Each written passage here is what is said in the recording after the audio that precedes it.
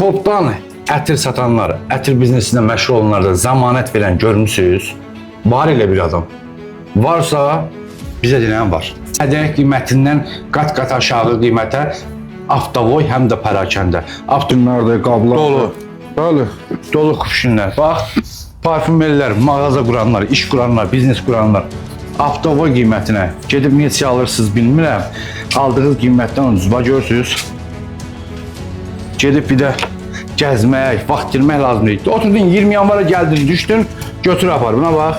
Vip parfüm görsün nə gözəl. Hamısı qabların hamısı qablaşdırmaq. Bax görürsünüz. Hamısı kupşinlər var, doludur. Bax birini göstərirəm bax. Doluluğu görsənir. Hamısı dolu şəkildə. Adam var vitrini içəri mağaza, hə cool belə görsənsin, yaxşı görsənsin deyə doldurur deyə kupşinləri bax.